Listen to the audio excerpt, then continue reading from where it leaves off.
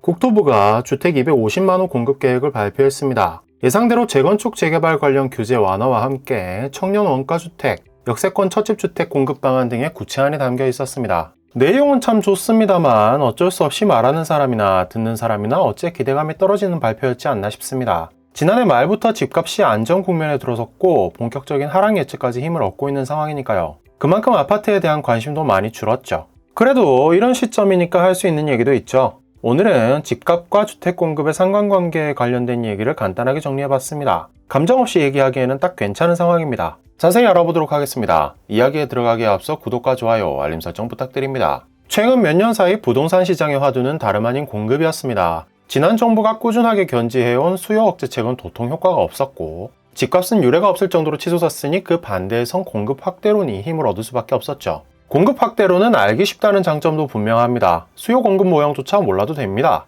집을 사고 싶은 사람이 많다면 집을 많이 지어주면 경쟁하지 않아도 된다는 건 누구나 직관적으로 이해할 수 있습니다. 강력한 근거도 있습니다. 바로 1기 신도시입니다. 6공화국은 89년에 1기 신도시를 포함한 200만 가구 공급 계획을 밝혔고 2년 만에 5개 1기 신도시 조성을 마쳤습니다. 그리고 5년 만에 총 26만여 가구가 와르르 입주했죠. 단독주택 위주의 주거표준을 일거에 아파트로 바꿀 정도로 많은 물량이었습니다. 이런 물량이 대거 서울 인접 지역에 공급되었기 때문에 88 올림픽 여파로 미친듯이 치솟던 서울 집값도 잡혔습니다. 서울시 주택 매매 가격 지수 자료에 따르면 발표 직후인 89년, 90년에는 집값이 치솟았으나 이후로는 1997년 무렵까지 확실히 하향 안정세를 보였습니다. 공급을 하다 말면 어떻게 되는지는 보금자리 주택의 사례로 알 수 있습니다. 2008년 발표된 보금자리 주택 사업은 이듬해부터 10년간 150만 가구의 공공주택을 공급하는 계획이었습니다. 그로부터 약 5년간 서울과 근교에 집중적으로 주택이 공급된 덕분에 집값도 확실히 꺾이는 효과가 있었습니다.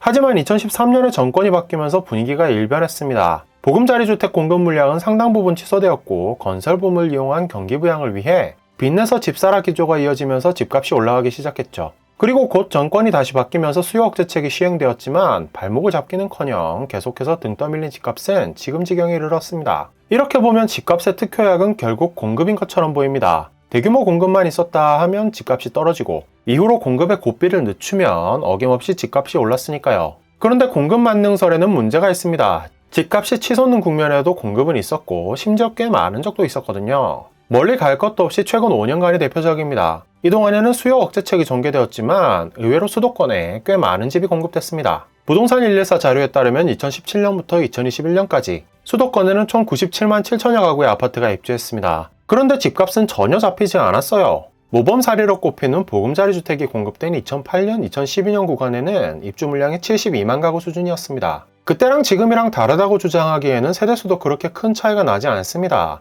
2008년, 2012년 구간에도 수도권 주민등록 세대수는 근 1천만 세대를 찍고 있었고 2021년에는 1156만여 세대 수준입니다. 세대수 증가폭보다 입주 물량 증가폭이 더 커요. 실수요를 위한 중소형 공급량이 부족했다. 그렇지도 않아 보입니다. 2008년, 2012년 구간에는 전용 6085제곱미터 규모 아파트 공급량이 28만 9천여 가구였습니다. 2017년, 2021년 구간에는 56만 5천여 가구였죠. 거의 2배 가까운 차이가 납니다. 공급이 특효약이라면 대체 왜 이번에는 집값이 잡히지 않았을까요? 대형 입주 물량이 부족해서? 여기에 관해서는 의견이 분분합니다만 수요를 원인으로 지목하는 목소리도 많습니다. 지난해 말 국토연구원이 발표한 주택가격 변동 영향 요인과 기여도 분석 리포트에서는 최근에 집값 급등의 가장 기여도가 높은 요인으로 저금리를 뽑았습니다. 2019년 7월자로 금융시장이 저금리 체계로 전환된 이후 주택 구매력이 높아지면서 수요가 크게 늘어난 게 집값 급등의 제일 큰 원인이라는 설명이죠. 공급 부족이나 1인 가구 증가 같은 요인은 기여도가 상대적으로 낮았다고 결론을 내렸습니다.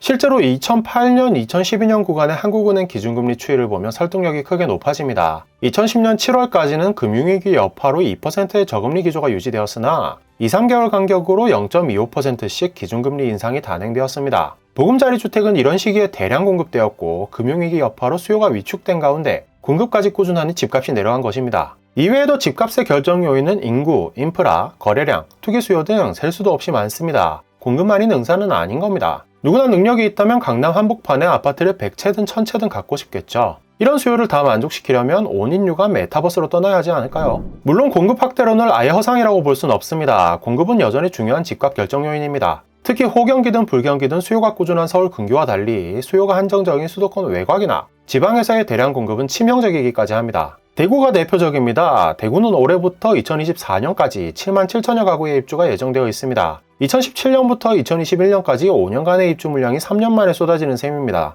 여기에 금리 인상이 겹치자 올해 들어 집값이 곤두박질 치고 있습니다. 미분양도 크게 늘었습니다. 지난해 12월 기준 1977가구였던 미분양 물량은 올해 6월에 6,718가구로 늘어났습니다. 올해 분양한 17개 단지 중 미달을 면한 건 단 2개 단지뿐입니다. 100대1 경쟁률도 심심찮게 기록하던 2020년과는 상반된 분위기입니다. 그나마 서울은 공급도 적고 수요도 꾸준해서 당분간은 큰일 없을 겁니다. 하지만 공급이 많은 지방은 대구의 전차를 밟을 가능성이 높습니다. 이런 기준으로 보면 인천도 위험하고 대전도 안전하지 않습니다. 세부적으로 들어가면 경기 양주나 충남 천안 아산도 안전해 보이지는 않는 상황입니다. 유의 깊게 지켜보시는 게 좋겠습니다. 오늘은 주택 공급과 집값의 상관관계에 대해 간략하게 알아봤습니다. 결국 결론은 주택 공급은 집값의 주요 결정 요인이지만 전부는 아니다였네요. 그래도 대구 등의 사례에서 볼 수 있듯이 긴축의 시대에는 주택 공급의 영향력이 확실히 높아질 겁니다. 공급 과잉 내지는 입주 폭탄 이슈에 촉각을 곤두세워야 할 시기라는 건 분명해 보입니다. 오늘 준비한 이야기는 여기까지입니다. 이야기가 마음에 드셨다면 구독과 좋아요, 알림 설정도 부탁드립니다.